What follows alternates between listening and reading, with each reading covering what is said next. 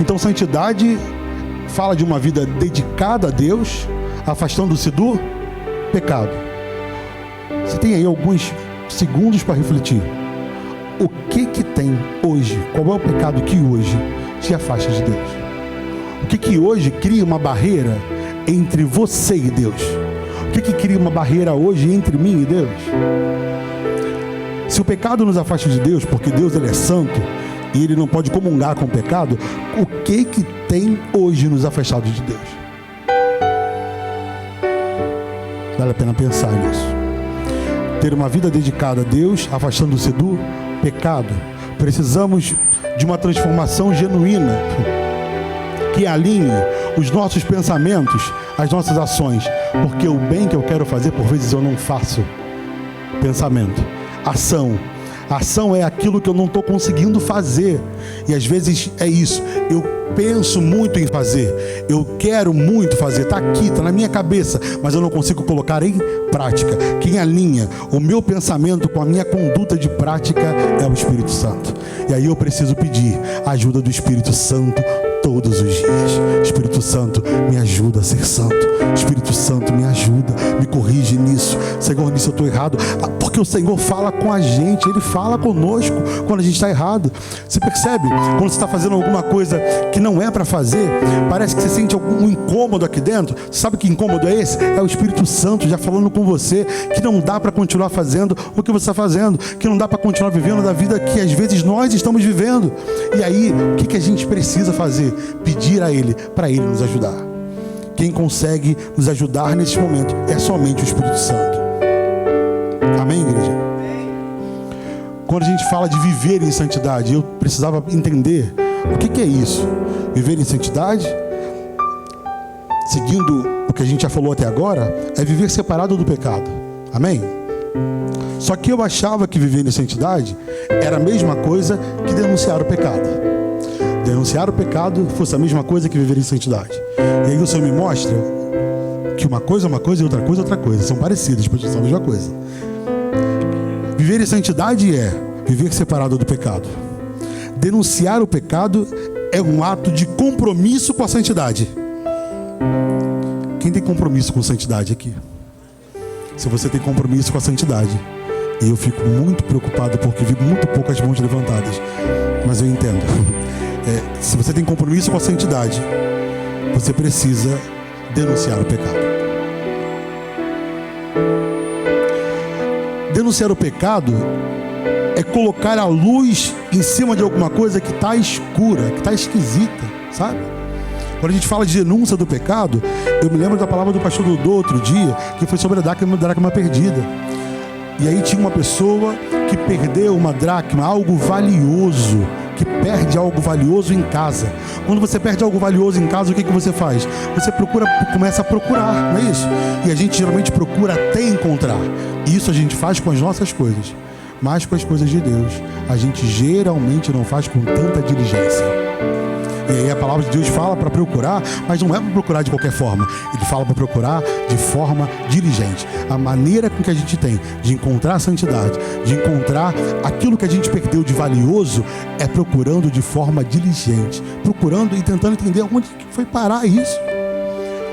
E às vezes para eu entender onde foi parar, às vezes para eu conseguir encontrar, eu vou precisar parar o que eu estou fazendo, retornar onde eu errei e me consertar ali. Não tem uma outra forma, por vezes, de conseguir resolver isso. Eu preciso parar o que eu estou fazendo, retornar ao meu ponto, onde eu pequei, onde eu caí, onde eu me perdi e me reencontrar. Isso o Senhor Ele nos ajuda a fazer. Então viver em santidade é viver separado. Denunciar o pecado, ato de compromisso com a santidade. Não é apenas apontar o erro. Denunciar a santidade, denunciar o pecado, não é somente apontar o erro, mas é apontar o erro com um propósito, e com um propósito redentor. Precisa ter um propósito, e o propósito precisa ser: eu preciso dar a essa pessoa mais uma chance, mais uma oportunidade dela entender, de ela perceber o que talvez ela não esteja percebendo, que ela está errando e está falhando numa coisa que dá para consertar, que dá para melhorar, sabe? E quando o Senhor deixa a gente ver isso, permite, pastor, que a gente veja isso, geralmente é para a gente ir lá avisar. Só que, em virtude, por vezes, da amizade e de tantas outras coisas, a gente acaba não fazendo, a gente acaba não avisando, a gente acaba não falando, e o compromisso é nosso. O Senhor permitiu que a gente visse. Às vezes o Senhor não permitiu que outra pessoa visse, mas permitiu que você visse. Então, Ele está te dando aí uma incumbência a partir de hoje, que é denunciar. Fale com a pessoa e denuncie isso. O que você está vivendo está errado, não está bacana, não está bom. É importante falar, e falar com esse propósito redentor. Efésios 5:11 fala aí para condenarmos as obras das trevas. Condenar as obras das trevas. Condenar e estar junto. Condenar e comungar. O que é condenar? Como é que a gente faz para condenar alguma coisa? Quando a gente condena, quando alguém é condenado pela nossa justiça terrena, essa pessoa fica aqui entre a gente? Ela fica separada, reclusa, em outro local, não é isso? Então o Senhor fala para a gente condenar as obras das trevas. O problema não é com o pecador, o problema é com o pecado que está nele. O problema não é com o pecador. Eu e você precisamos amar todos os dias o pecador, mas eu não posso concordar com o pecado que está nele. Então Efésios 5:11 vai dizer para a gente condenar as obras das trevas. No entanto, isso precisa ser feito, como está lá descrito em Gálatas 6:11, com sabedoria, com amor e com humildade. Não é só apontar, não é só dizer que está errado, mas é fazer isso com sabedoria, com amor, com humildade, ou seja, com propósito. Amém? Jesus, ele fala sobre a incoerência de denunciar o pecado vivendo em pecado. Irmão, mas onde está isso? Mateus 7. Jesus adverte sobre essa incoerência. Como é que eu denuncio o pecado estando em pecado? Né? E aí ele fala assim, ele adverte sobre a hipocrisia que está lá, que é, ao falar sobre tirar primeiro a trave do próprio olho, antes de apontar o cisco, o argueiro no olho do irmão. Quem denuncia o pecado precisa ter uma vida santa, buscar a santidade, para que o seu testemunho de vida tenha autoridade. Eu não consigo denunciar o pecado por vezes, porque eu estou na mesma lama, porque eu estou no mesmo processo, porque eu estou junto ali naquilo, sabe? Como é que eu falo do Salmo 1, que é... Vamos abrir Salmo 1? Quando a gente esquece o texto, é porque a gente precisa ler de novo. Grave isso. Esqueceu o texto, leia de novo. Bem-aventurado o homem que não anda segundo o conselho dos, nem se detém no caminho dos pecar, e nem se assenta na roda dos, antes o seu prazer onde? E na sua lei medita, e ele será como árvore plantada junto à corrente de águas, que dá o seu fruto em estação própria, cujas folhas não caem, e tudo que faz prospera, e só prospera porque não está na roda dos escarnecedores e dos pecadores. E a minha pergunta para você hoje, que não é minha, é do céu para você, porque eu não tenho nada para te dizer, é o céu que tem. Onde você tem sentado? Onde você tem permanecido? Onde você tem estado? Onde eu tenho estado? Será que eu tenho andado segundo o conselho dos ímpios? Será que eu tenho me assentado à roda dos zombadores ou escarnecedores? Onde eu tenho ficado? Porque às vezes eu quero isso aqui, ó. Eu quero ser uma árvore plantada junto à corrente de águas. Eu quero dar meu fruto em estação própria. Eu quero que aquilo que eu faça prospere. Mas eu não quero. Qual é o princípio? Não andar no conselho dos ímpios. Outro princípio, não se sentar à roda dos pecadores. Outro princípio, não estar junto com os escarnecedores. Eu preciso obedecer ao princípio para receber a bênção, senão eu não consigo fazer. Amém? Glória a Deus.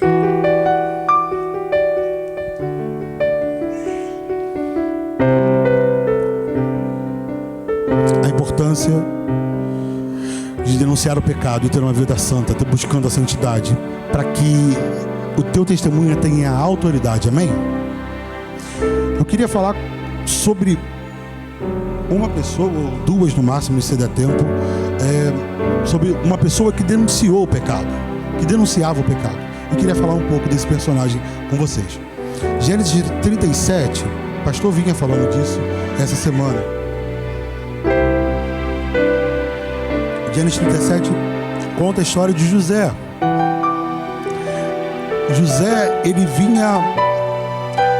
José era um cara que denunciava o pecado.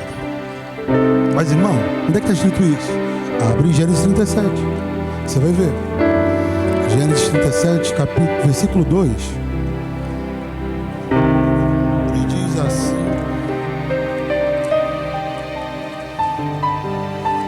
E diz assim a palavra do Senhor. Esta é a história de Jacó. Sendo José de 17 anos, apacentava os rebanhos com os seus irmãos. Sendo ainda jovem, andava com os filhos de Bila e com os filhos de Zilpa, mulheres de seu pai, e trazia mais notícias deles a seu. Ele trazia boas notícias? Trazia mais. Se ele trazia mais, ele trazia o que os irmãos estavam fazendo de errado. Ele denunciava o pecado. Ele trazia o que os irmãos estavam fazendo de errado e levava isso ao pai. Interessante que quando você vai olhar a história, José era o mais novo dessa família. José era o menor da família, mas se comportava como maior, porque tinha capacidade de falar com o pai no momento certo. Uma outra coisa é que José, pelo que a gente percebe no texto, os irmãos estavam lá trabalhando e ele prestava contas ao pai do que os irmãos faziam. E parece que por vezes, na minha cabeça, a história fica assim. Tem uma conjectura minha. José devia dizer aos irmãos: irmãos, não foi isso que o pai ensinou. Não foi dessa forma que o pai falou para vocês se comportarem. Eu vou contar para o papai o que vocês estão fazendo. Já viu o irmão quando está com o outro e vê que o irmão está fazendo alguma coisa errada? O que ele faz? Vai lá e reporta ao pai. Nesse contexto, reportar ao pai é importante, porque quem pode resolver isso? É o pai. A gente reporta a quem pode resolver. Do que adianta falar e falar e falar em rodas, em situações, em lugares que não resolvem? Eu preciso aprender a falar com o Pai, a falar com aquele que pode resolver. E quem resolve certas situações é o Senhor. Não se meta tentando resolver situações que não te cabem. Entenda, tem situações aqui. Qual era o limite de José? Prestar contas ao Pai. Ele conseguia resolver sobre a mudança de postura dos irmãos? Sim ou não? Não. Então ele precisava falar com quem? Com quem tinha autoridade sobre os irmãos. Ele ia lá e falava com o pai.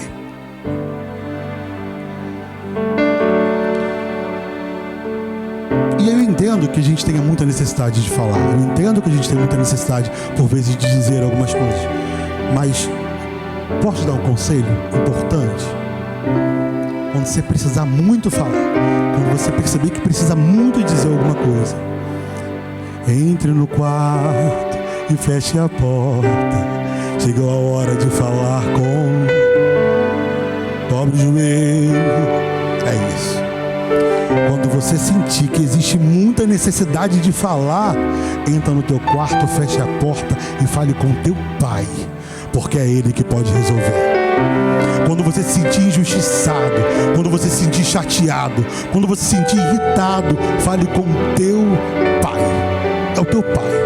Porque é o nosso pai que por vezes entra na frente e fala: olha só, não fala assim com meu filho não. Ele que nos defende. Se permita ser defendido pelo teu pai. Por que tu está tentando ainda se justificar? Por que tu está tentando ainda se defender? Quem defende, quem luta as nossas batalhas é o Senhor. Aprenda a entregar o controle e tudo na mão de Deus. Entregar e devolver o controle que é dele para ele. Amém? Glória a Deus.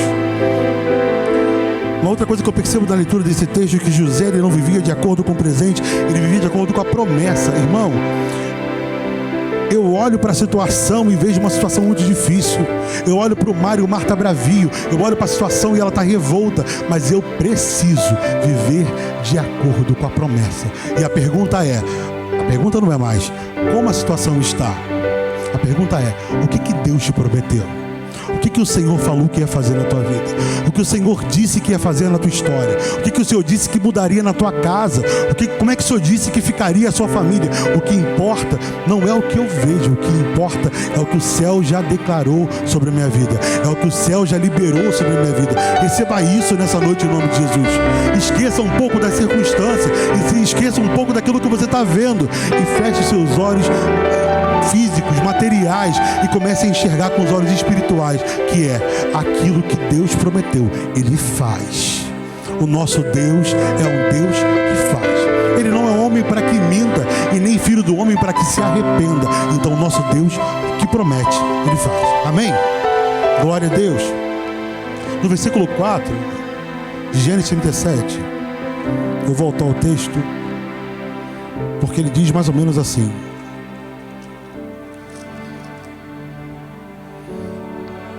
vendo os irmãos que o pai amava mais a José, o amava mais do que os outros filhos, odiaram-no e já não podiam falar com ele pacificamente. O motivo do ódio, às vezes, é porque entenderam que o pai te ama. Você tem um pai. E segunda coisa, ele te ama. Olha para quem está do seu lado e diga isso: você tem um pai. E o teu pai te ama. Glória a Deus. Glória a Deus. Você que até hoje não se sentia amado, não se sentia compreendido, entenda, o teu pai te compreende, o teu pai, ele te ama. E uma coisa que eu entendo é que quem ama não consegue esconder. Eu não consigo esconder o meu amor pelo Emanuel. Eu não consigo esconder o meu amor pela Andressa. E a gente está falando de pessoas, né? Você imagina o pai conosco. Não dá para esconder o amor que ele sente pela gente. E aqui na história de José, a materialização do amor do pai para José foi um presente, que é a túnica de várias cores. Quando você entender que certas coisas que acontecem na sua vida são presentes de Deus e a materialização do amor do Eterno sobre você, alguns questionamentos vão desaparecer. Amém? E depois disso não conseguiam mais tratá-lo como irmão. Como é que o irmão trata o outro? A gente olha no olho, a gente fala e fala com tranquilidade, né, pastor? Como é que você fala com o seu irmão? Né? Você fala com tranquilidade, você conversa com ele, mas aqui nessa história, os irmãos de José já não podiam mais tratar ele como irmão, porque tinha algo no coração deles. Tinha ódio no coração, está escrito. E quando tem ódio, não dá para tratar como irmão. Amém? E aí uma pergunta importante que é: o que está dentro do nosso coração? O que está dentro do meu coração e do teu coração? Que tipo de sentimento a gente tem alimentado e nutrido? Porque no momento em que eu vou falando, eu vou nutrindo alguma coisa. E será que eu tenho nutrido ódio, sentimento, raiva? O que eu tenho nutrido? Avançando um pouquinho, gente, no versículo 20, olha o que acontece. Eu vou voltar ao texto, porque não tem jeito. O versículo 20 fala assim, ó: vinde agora, matemo-los e lancemo-los numa das cisternas, e diremos: um animal selvagem devorou. Veremos então o que será desses sonhos. Havia um planejamento para matar José. Haviam planos de matá-lo. Eu gostaria que você, por gentileza, me perguntasse: quem? Vamos fazer juntos para ficar bonito? Quem queria matar José? Os irmãos. Mas irmão mata outro? Jesus. Eu acho que é só nessa história. Eu acho que é só nesse texto, né? Mas eu fiquei espantado quando precisei ler isso e ler isso de novo, porque eram os irmãos, eram os próprios irmãos que tentavam matá-lo, que faziam planos de matá-lo. E no final ainda disseram assim: e aí, vamos matar e vamos lançá-los numa dessas cisternas. Porque aí nós veremos o que será desses sonhos.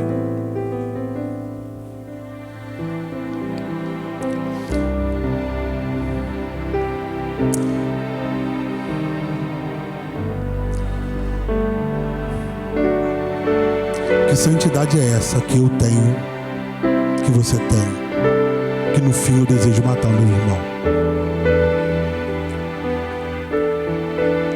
Que tipo de santidade é essa que eu tenho, que você tem, e que no final o desejo é o ódio e a morte do meu irmão?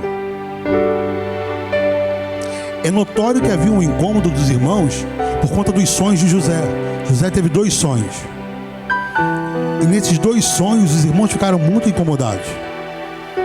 O que o Senhor fala no meu coração, isso não está escrito. Ele fala no meu coração, sobre os sonhos, é uma coisa. Para quem o Senhor deu o sonho? Para José.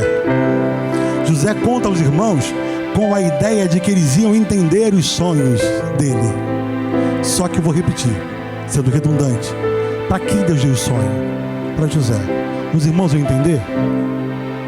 Para quem Deus deu o sonho? Para você. Será que seu irmão ao lado vai entender?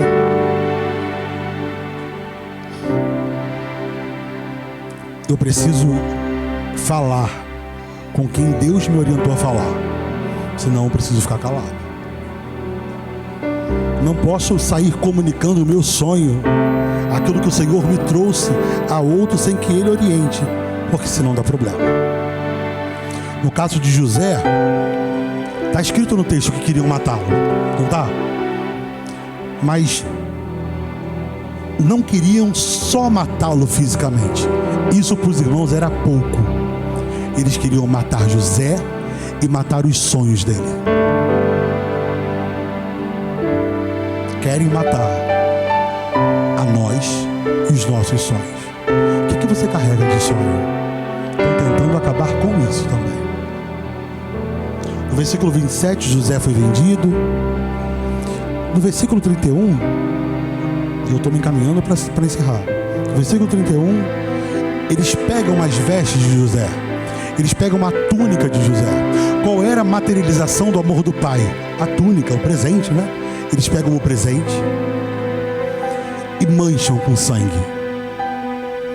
Eles pegam o presente e mancham com... Isso está no versículo 31, tá? Qual é o plano A do inferno? Qual é o plano A do inferno? O diabo veio senão para matar, roubar e destruir.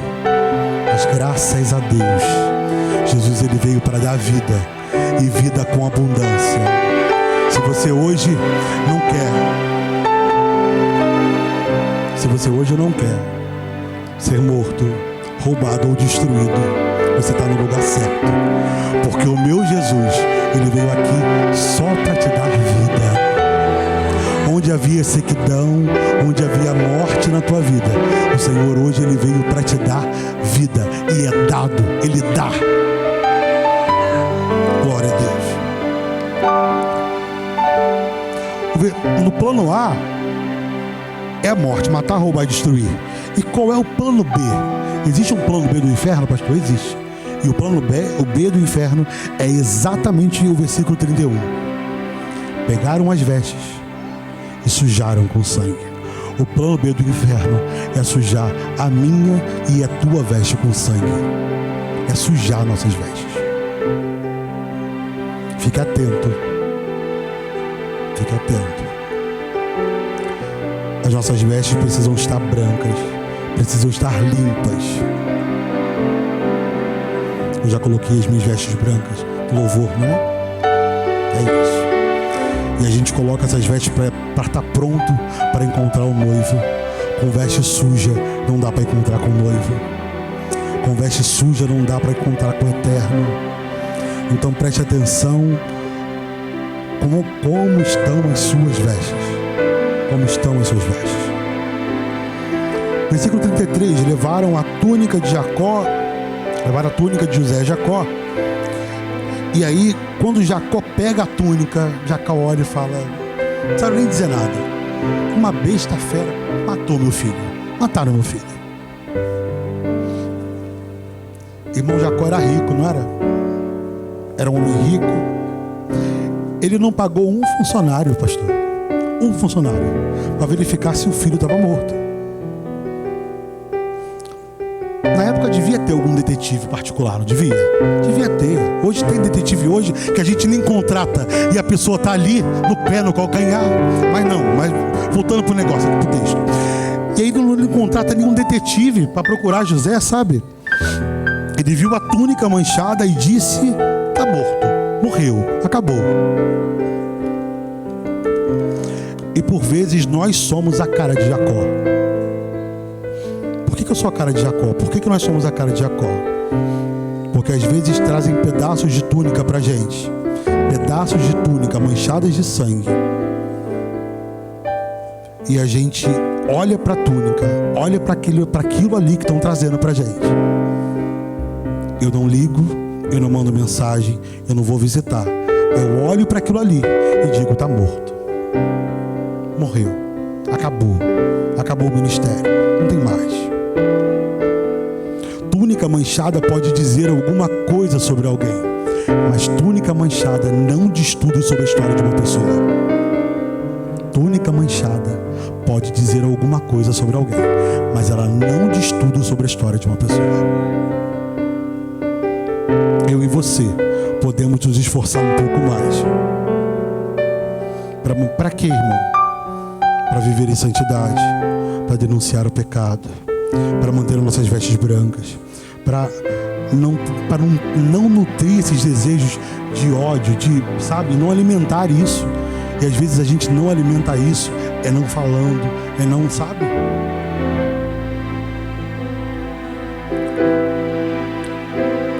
O segundo personagem que denuncia o pecado, que na verdade que ele traz pra gente sobre isso de viver em santidade, que o Senhor coloca no meu coração, é Daniel. Daniel, capítulo 1, versículo 8, ele fala, começa o texto dizendo assim: resolveu Daniel não se contaminar com a porção do manjar do rei. Daniel estava exilado na Babilônia, exilado desde a adolescência na Babilônia. Ele passa por uma imersão na Babilônia, que é uma imersão para cultural, né? E aí ele aprende sobre tudo que tinha ali das questões da Babilônia. Ele aprende isso. Mas entenda, depois de tudo isso, depois de ser arrancado da sua terra, depois de ser retirado de próximo dos seus, depois de tudo que ele passa, ele resolve, ainda assim, não se contaminar com a porção do manjar do rei. E a pergunta que fica para mim e para você é: quem nós temos resolvido ser hoje? O que eu tenho resolvido fazer diante dos manjares que se apresentam todos os dias? O pastor pregou sobre isso. Qual tem sido a minha e a sua escolha diante de tudo que tem sido apresentado? E aí, contextualizando, toda a comida e bebida daquela época, ela era apresentada aos ídolos, né? Comer, tendo o entendimento que Daniel tinha, era honrar aquela divindade. Por isso que ele, de forma insistente, fala para não se contaminar. Daniel decide no seu coração não fazer concessões. Que tipo de concessão eu e você temos feito? O que nós temos concedido, sabe? Não conceder para permanecer fiel ao Senhor. Eu não vou fazer concessões. Que tipo de concessão? Eu não vou me contaminar. Não vou me contaminar para quê? Para continuar perto do meu Deus, para continuar com minhas vestes brancas, para continuar em santidade, para continuar buscando isso, sabe? É o que Daniel queria. Então ele decide não fazer concessão. Ele de forma clara fala que ele não queria se contaminar com aquele manjar. E aí ele faz esse processo, conversa com duas pessoas e que autorizam, por fim, de fato, ele não comer daquele manjar, não comer daquelas comidas, daquelas iguarias do rei, que era uma determinação do próprio rei da Babilônia, que ele e todos que estavam com ele, que era Daniel, Misael, Azarias, né, comessem dessa mesma comida. Daniel ensina pra gente que além da santidade ser algo espiritual, todos nós entendemos que santidade é algo espiritual. Amém? Mas além de ser espiritual, existe uma decisão que eu preciso ter firme e consciente aqui também no mundo físico. Eu preciso materializar isso que está espiritual, mas também preciso trazer isso como realidade para a minha realidade agora, sabe? Se Daniel não fosse firme e não trouxesse essa convicção que ele tinha para a realidade dele, ele não conseguiria não se contaminar. A maneira com que a gente tem de não se contaminar é trazer algumas convicções que nós temos para a realidade. A gente precisa fazer isso. Amém? Você que essa palavra falou no seu coração e entende que o Senhor falou contigo. A palavra que muda a gente é a palavra que vem a nós, é a palavra que fala conosco. Você que entende que o Senhor falou contigo, vem aqui na frente. Nós vamos orar juntos. Eu vou orar por você, vou orar com você.